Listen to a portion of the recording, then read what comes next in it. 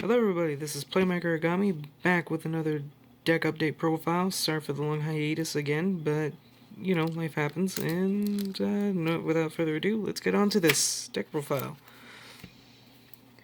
And the deck profile is on CUBICS, and we'll be going in order of what I run 3 of. And I run 3 Sangan Security, just so that way I can get out the next 3 of, which is 3 V-Jumps, the Cubic Seed, and then after that, I run 3 Duza, the Cubic Meteor Vessel, which is a staple in the deck.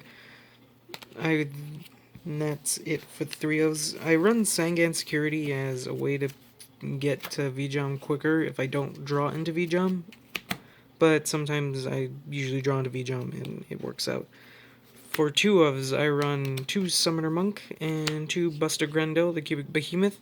2 Summoner Monk, just so that way I can do my rank 4 plays along, and 2 Buster Grendel as other big bodies that I can use for the deck.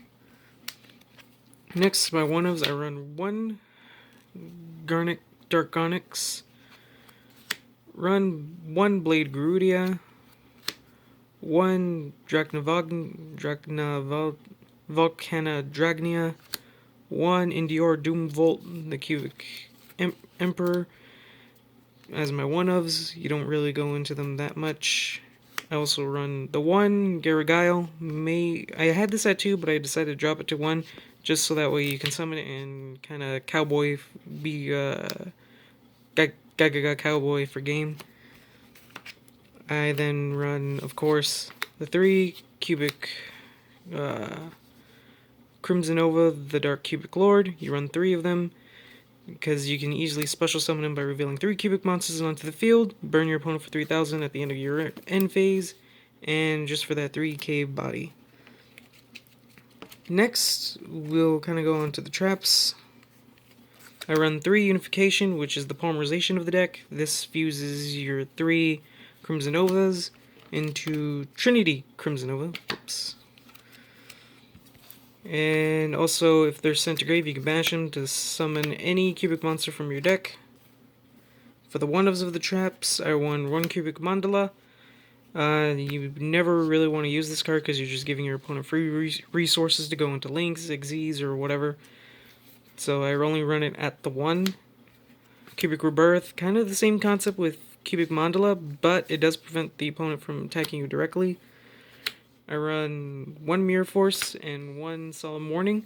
Mirror Force just in case I feel like I'm about to get OTK'd, and Solemn Warning to stop any problematic monsters from being summoned.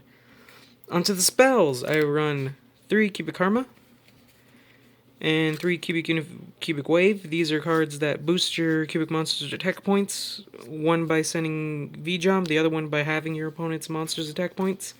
And each of them have different effects. Wave, if it's in grave, you can banish it, and you distribute your cubic counters for the amount of cubic monsters in the graveyard banished along with it.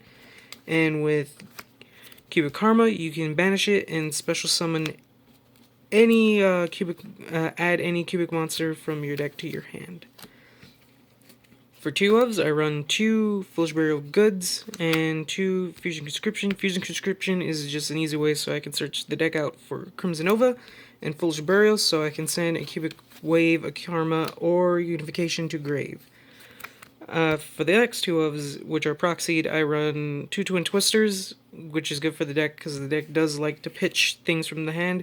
Usually you would want to pitch a V-Jump or any of the aforementioned spell and traps I mentioned, which sets up graveyard play. I need to get 2 copies of that. And for the 1 ofs, I run 1 for 1 and 1 Lightning Vortex. Lightning Vortex, again, works with the cubic playstyle of sending pitching cards to the graveyard, preferably the spell and traps, so you can get those effects off in the grave, and this is just a good field wipe. I know Regeki's better, and this is just my budget alternative for Regeki.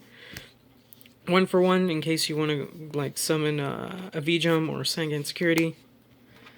For the extra deck, you run 1 Crimson Nova Trinity of the Dark Cubic Lords. This is the main boss monster and the main play you want to make sometimes. Pretty beefy, good boss monster in a fusion. I run the 1 Dark Rebellion for really early in game. I also run 1 Castel, the Skybuster Musketeer, for his second effect, remove 2 materials, and you can spin a card back to the deck.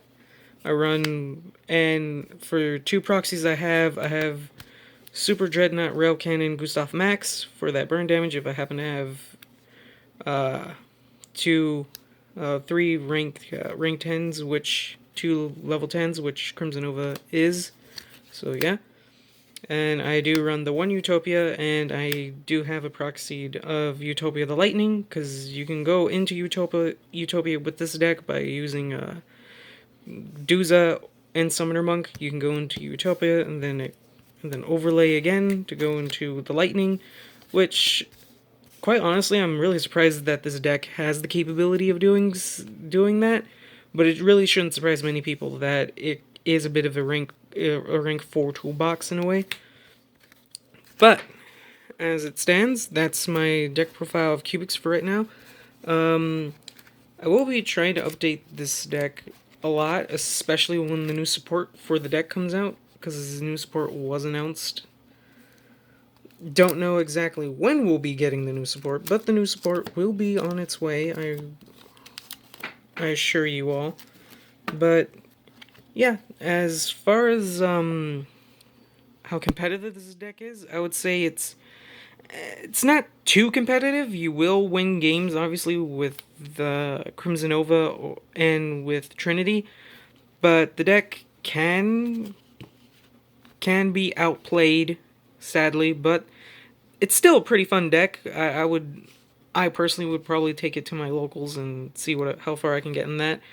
As far as going to like a YCS or even Worlds, I don't know.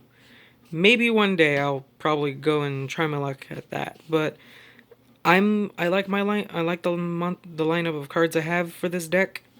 This is just one of many ways you can play this deck. And yeah, that's been the deck profile, and I hope you guys enjoyed it. Make sure to like, share, and subscribe, and click that notification icon to stay kind of up to date with the next deck profile, which may be in 1,000 years.